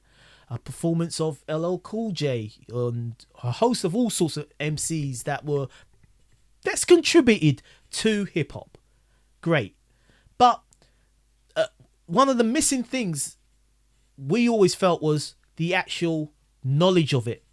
And 279 wanted to tell the story of the people that are actually involved in hip hop that we never give credit to. Like, okay, we give credit to a radio presenter like Tim Westwood, but we don't give credit to the programmer or the person that discovered him on the radio, that gave him his break. You know, we don't give credit to the record shops that we used to buy all the records from. We accept that they've gone. We accept that it was a great era that we'll never capture again. Obviously, there is a little bit of a resurgence in vinyl, but it's not what it used to be. You know, I used to go out to a record shop and I might have in mind of a record I would buy, but it was the records I didn't expect I was prepared to buy. You know what I mean? And probably walk home because it's worth spending my travel money to walk home because I've got a record I didn't expect to buy. And if you caught the import van as it came, you didn't know you was going to get something really special because, again, you had a relationship with record shops, and they would put records aside for you because they have an idea what you'd want to buy. Or, you know, I wasn't one of those DJs that went in the record shop and said, have you got Westwood played it, or Max and Dave played it, or 279 or Shorty Blitz and MK, whoever was on the radio. So we've kind of now alienated again elements of different types of DJ, like the radio DJ now. Does he have a valid purpose today that he would have had back in my day, where he used to break the tunes, play promos of records that would, even demos that never came out, and put on nights, you know, where now you've got Spotify. If I want a tune, I can just go on Spotify, find 1,000 tunes that nobody's playing, and probably regardless of it's old or new, there's no chart anymore to follow and keep in touch with. You know what I mean? So we're kind of at these situations now where we need to give people their flowers while they are alive, and not because they've passed. You know, that's a tradition, but the history of hip hop, we're fortunate to still have key players still around to tell their stories, and yet we're getting stories from other people that weren't there, you know? So that's what the hip hop 50 concept was with 279. He wanted to go to certain places around those countries, and as well as having myself and some other established people hosting these certain panels, we wanted to also dig into the local talent as well, and give them an opportunity to share with us their trials and tribulations and talk. The tour, in theory, was a success. However, there is a big barrier between the generations of hip hop, because the baton got past only a certain levels, and then it cuts off when obviously drum and bass, grime, and that came around. So those that follow hip hop now, without doubt, are genuinely into it, but there's a disconnection with elements of the art form. So, for example, I do appearances at Tone's Coffee Shop, and I drop my levels of turntablism in its infancy again now, which is party rocking. So you're manipulating records that everyone knows in the fashion that was the birth of turntablism. You know, you try not to go too far with it, but you show the skill and drop breaks, because now you can find out samples, you can Shazam them, there's who sampled, and you can find out any record to a certain degree, you know. So you try and re-educate people to this stuff, you know. So you were saying earlier that you're just going through and editing the videos at the moment of the talks that you had, and it wasn't just MCs, it was dancers, graffiti artists, all of the elements, right? Yeah, there's 3 panels. One's Respect the DJ, which is what I hosted with, and had DJ Woody on the tour, and XL came down, and we talked about the DMCs and the elements of the DJ, and what's the blueprint of a DJ. How do we communicate? How relevant is social media? Why don't we do mixtapes anymore? Is technology taking over? Do we have to worry about AI? All those type of discussions. You know, the discussions like we're having now, you know, in front of a panel. I tried my best as a host. I'm not really a host. I'm not Michael Parkinson. And I learned as a host, you've got to dictate the pace and make sure your person you interview doesn't go on a wild story. You got to bring him back on track. You know that. You probably did it with me now.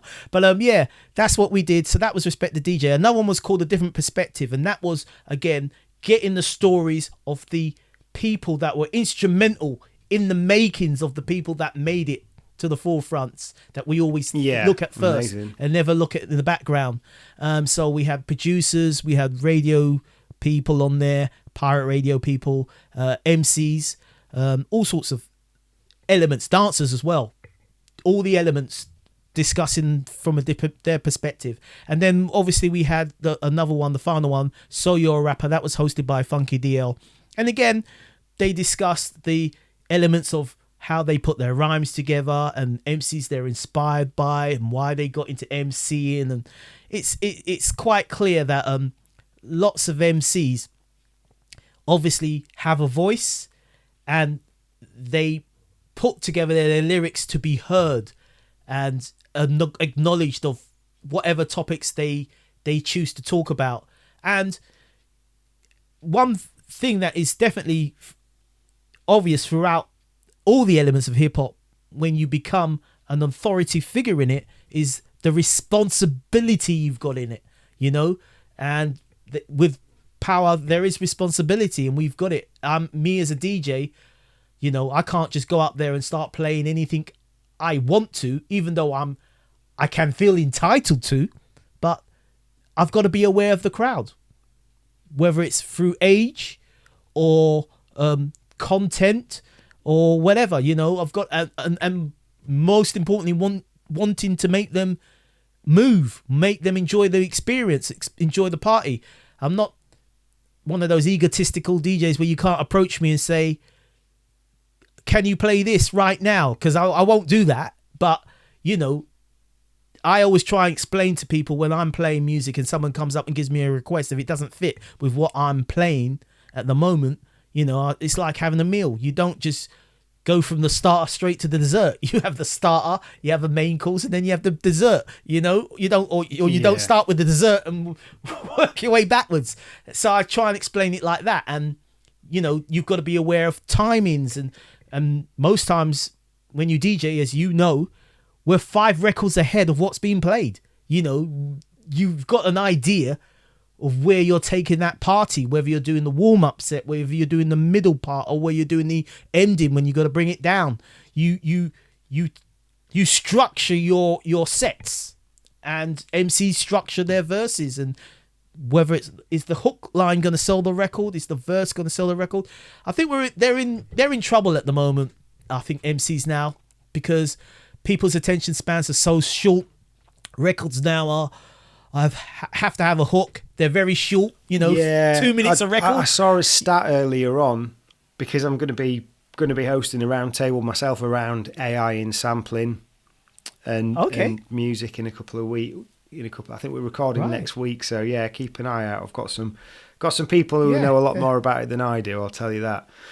So someone's been doing some research on it for me, and they found a stat about something called like the waterfall implementation or something, that basically I've only like read the headline and taken some assumptions, but basically labels want artists to be releasing new music every 4 weeks.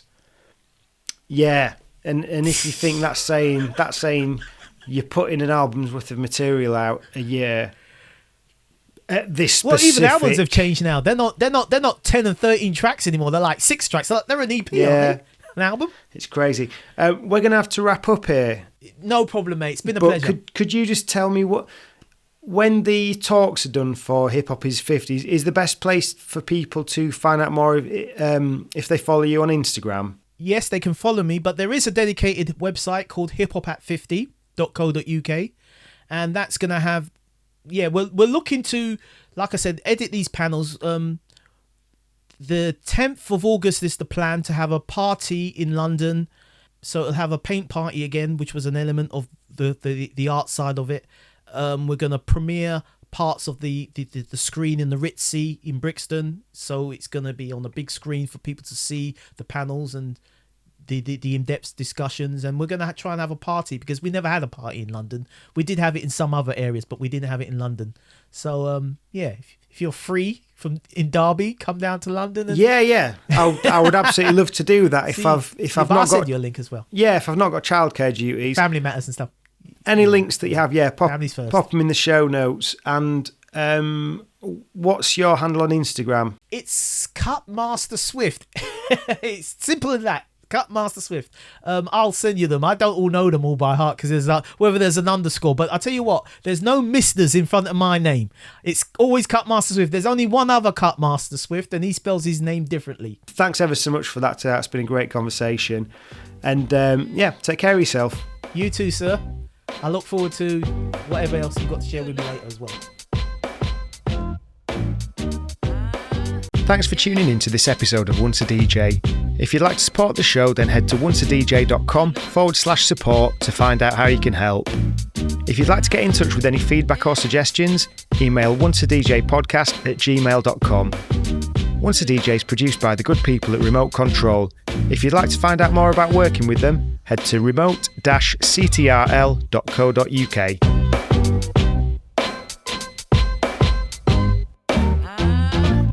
That was nice.